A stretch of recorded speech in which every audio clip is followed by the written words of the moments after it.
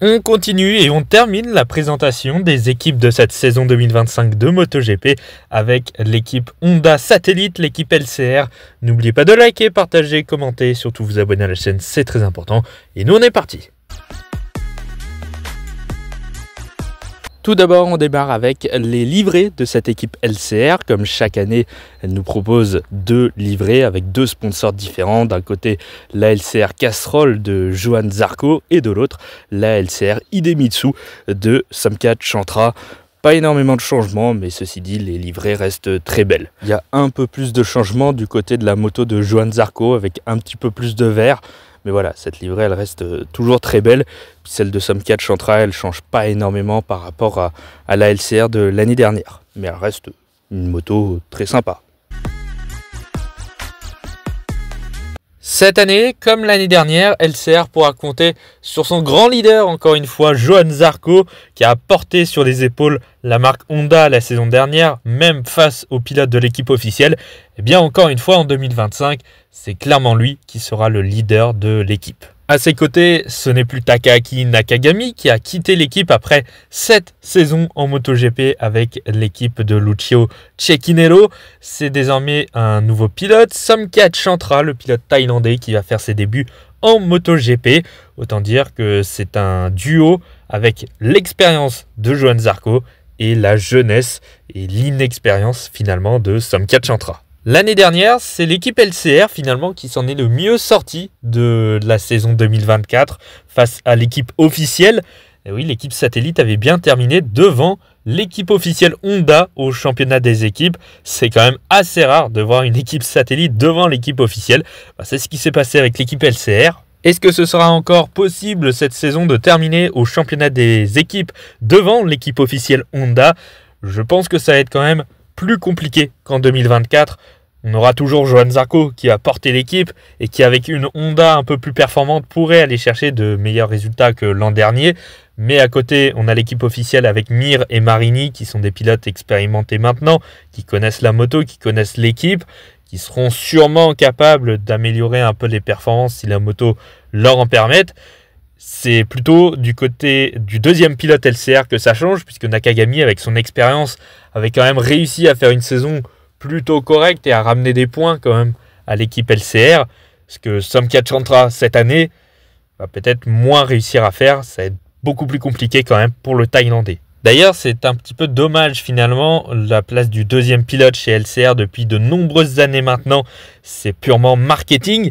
On sait que l'équipe LCR est sponsorisée par 2 sponsors principaux, Castrol déjà, qui sponsorise la moto de Johan Zarco, et Idemitsu, qui sponsorise la moto d'un pilote asiatique. Donc pour faire plaisir aux sponsors, eh bien on choisit à tout prix un pilote asiatique, qu'il soit japonais ou qu'il soit thaïlandais ou d'une autre nationalité, indonésienne, j'en sais rien, quelque chose comme ça.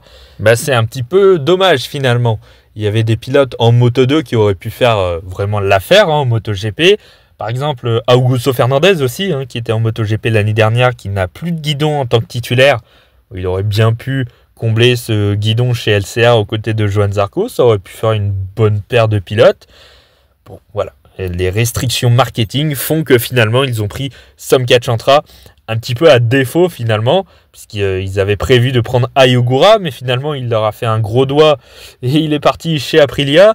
Et du coup, ils se sont retrouvés plus qu'avec Somkhat Chantra. C'était le seul pilote asiatique potable. En tout cas, le meilleur représentant asiatique en Moto 2. Donc pour l'équipe LCR en 2025, peser au championnat des équipes, ça va être vachement compliqué. Ils n'ont pas le matériel et le duo de pilotes, il est globalement assez moyen finalement. Alors on a Johan Zarco qui est très très bon, mais d'un autre côté on a Chantra.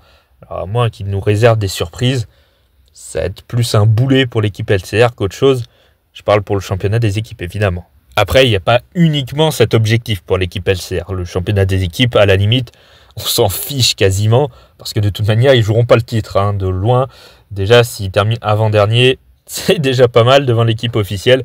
Globalement, les 2 dernières places, ça devrait être les équipes Honda. L'objectif principal de cette équipe LCR, c'est vraiment d'aider à développer la moto avec Honda. Voilà, avec un pilote aussi expérimenté que Johan Zarco, forcément, ça aide énormément. Et on l'a vu l'année dernière déjà. ce qui a permis aussi à l'équipe de se mettre un peu plus en valeur finalement. Donc finalement, actuellement, dans la situation de Honda avec la moto qui ne fonctionne pas depuis plusieurs années maintenant, clairement l'équipe LCR c'est devenu quasiment une équipe de test avec 2 pilotes titulaires. Bon voilà, espérons pour Honda qu'il puisse donner une moto compétitive ou en tout cas un peu meilleure que ces dernières années à cette équipe LCR qui a réussi quand même de belles choses ces derniers temps malgré une moto qui ne fonctionne pas. Je rappelle que l'équipe a gagné une course en 2023 avec Rins, a réussi à faire de meilleurs résultats que l'équipe officielle l'année dernière. Donc voilà, elle marche plutôt bien, mais maintenant le matériel, ça pose beaucoup de soucis à cette équipe LCR malheureusement. On continue avec les pilotes désormais. Johann Zarco qui va donc continuer une deuxième année avec le constructeur Honda, une deuxième année avec l'équipe satellite LCR. Désormais, Johann Zarco connaît l'équipe, connaît la moto, il n'y a plus de soucis là-dessus. Il est devenu clairement le leader de la marque Honda devant les pilotes officiels de Honda. Donc c'est super positif. Il a fait une saison 2024 au vu du matériel qu'il avait entre les mains. Franchement, très bonne. Alors forcément, au vu de ce qu'il a fait avec une moto qui ne fonctionnait pas l'année dernière, on a envie évidemment que la Honda soit plus compétitive, qu'il puisse permettre aux pilotes de s'exprimer beaucoup mieux, et notamment Johann Zarco. On sait qu'avec une moto plus performante, il sera capable de faire de belles performances. Alors lui était déjà rentré dans des top 10 en course, mais je crois qu'il n'en a fait que 2 dans la saison, donc ce qui est en soi assez peu. Maintenant, au vu du matériel, c'est quand même pas si mal que ça. D'ailleurs, c'est le seul pilote Honda l'année dernière qui est rentré dans un top 10 en course principale. Évidemment, si le matériel le lui permet, on espère revoir Johann Zarco plus souvent dans les top 10. Alors, est-ce qu'on peut lui demander plus que des top 10 ? Là, quand même, je pense pas. Faut peut-être pas abuser non plus. Honda va peut-être améliorer sa moto, mais de là, avoir des pilotes rentrer dans le top 5 dans une course principale, ou même une course sprint en soi, ça va être quand même très très chaud. Je pense pas qu'on peut donner cet objectif à Johann Zarco de rentrer dans un top 5 en course cette saison, sauf s'il y a vraiment des faits de course. Mais voilà, clairement, il n'y a pas d'objectif de classement au championnat des pilotes, par exemple. On s'en fout un petit peu, entre guillemets, quand même. L'objectif principal, c'est clairement d'aider Honda à développer cette moto avec ses retours techniques qui sont toujours très bons. Voilà, rester dans la lignée de ce qu'il a fait en 2024. Il a réussi à rester calme tout le long de la saison, ne pas s'énerver. Alors, forcément, il y a des fois où c'est arrivé, mais à un moment donné, quand la moto, elle progresse pas, tu perds tes nerfs. Mais globalement, dans l'année, il est resté très calme. Il a beaucoup aidé Honda quand même. Alors évidemment, il n'y a pas que lui qui a aidé l'équipe à se développer et à faire que la Honda a un peu progressé en cours de saison. Évidemment, c'est tout le travail réuni, déjà des ingénieurs, de l'équipe, des autres pilotes également. Mais voilà, clairement, le pilote phare Honda en ce moment depuis l'année dernière, c'est clairement Johann Zarco. Ce qui est bien, c'est qu'il est en fait épanoui finalement dans cette équipe LCR. Il est dans une équipe familiale, sans grosse pression finalement. Donc ouais, c'est mieux qu'il soit dans cette équipe plutôt que dans l'équipe officielle par exemple, parce qu'on pourrait se dire, c'est le meilleur pilote Honda, pourquoi on ne le met pas dans l'équipe officielle, à la place de Marini par exemple, qui a été mauvais, ou Joan Mir, qui n'a rien fait depuis qu'il est chez Honda en 2023.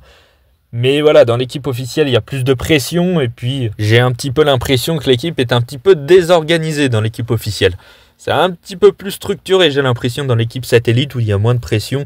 Donc ça a mis un petit peu moins en pagaille l'équipe. En plus, avec le départ de Marc Marquez, l'équipe officielle, elle est partie totalement en vrille. Donc ouais, je pense que c'est quand même beaucoup mieux que Johann Zarco continue dans l'équipe satellite. Alors je crois qu'il a 1 an encore en option pour 2026. Là, il arrive à la fin de son contrat, Johann Zarco, avec LCR. Donc espérons qu'il puisse continuer quand même. Là, pour le moment, vu de ce qui se passe actuellement, je ne vois pas pourquoi il ne resterait pas.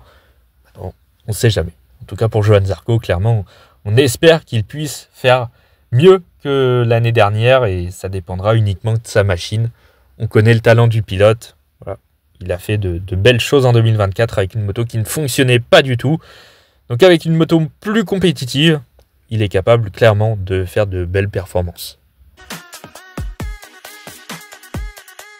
Et enfin pour Somcat Chantra, le 3e et dernier venu dans la catégorie MotoGP, eh bien ça va être une année très très compliquée pour Somcat Chantra. Clairement, je ne vois pas comment le pilote thaïlandais pourrait faire une bonne saison.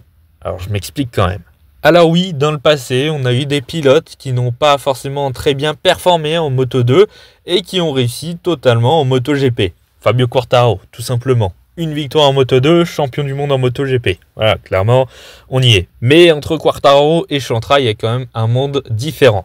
Somket Chantra, il a fait plusieurs saisons en Moto 2. Il est arrivé dans la catégorie en 2019, donc ça fait quand même un paquet de temps. Il a gagné seulement 2 courses en Moto 2, finalement, dans la catégorie intermédiaire. Il n'a jamais joué de titre. Il n'a jamais joué les premiers rôles globalement, à part une saison en 2022, si je ne me trompe pas, qui était plutôt bonne. Mais voilà, il n'était pas non plus tout au sommet. Disons qu'on ne s'est jamais dit que Somket Chantra allait rentrer en MotoGP un jour, clairement. Il est là par sa nationalité, mais au-delà de ça, personne n'aurait pensé que Chantra aurait une place en MotoGP un jour. Alors c'est pas non plus un pilote qui démérite totalement sa place, hein. On a vu pire en MotoGP qui sont arrivés avec un palmarès totalement néant en Moto2 quasiment. Donc il y a eu pire que Somket Chantra. Mais voilà, dans la MotoGP actuelle, avec un niveau de performance comme ça qu'il a eu en classe intermédiaire, ça va quand même être assez juste, je pense, pour la MotoGP. Déjà, il débarque avec un gros poids lourd sur les épaules, la Honda. La machine, elle n'est pas du tout performante. C'est la plus mauvaise moto du plateau, et clairement pour débuter en MotoGP, c'est pas du tout le plus simple. Il a en plus à côté de lui un coéquipier qui est clairement le fer de lance de Honda depuis l'année dernière, Johann Zarco, qui a plié Nakagami en 4 l'année dernière, qui n'est pas une référence non plus, faut le dire, mais qui n'était pas non plus un très mauvais pilote.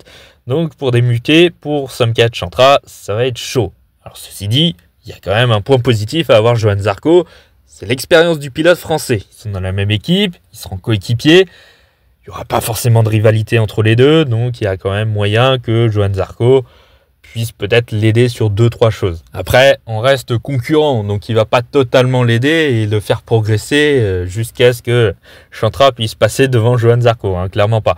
Mais voilà, c'est quand même mieux d'avoir un coéquipier comme Johann Zarco qu'un coéquipier qui n'a pas beaucoup d'expérience, qui n'est pas extrêmement bon en MotoGP. Donc voilà, c'est quand même une bonne référence pour Somket Chantra. Donc si à certains moments il se rapproche du niveau de Johann Zarco, là on pourra clairement dire qu'il fait de bonnes choses.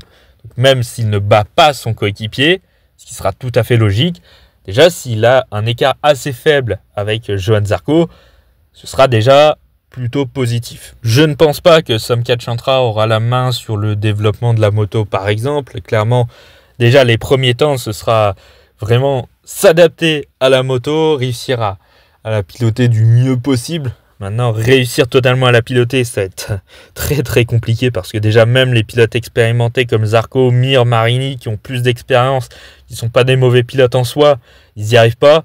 Alors Somket Chantra, je vous explique même pas. Donc il va falloir essayer au moins de tenir pour Somket Chantra, avoir un écart assez faible avec les autres pilotes Honda.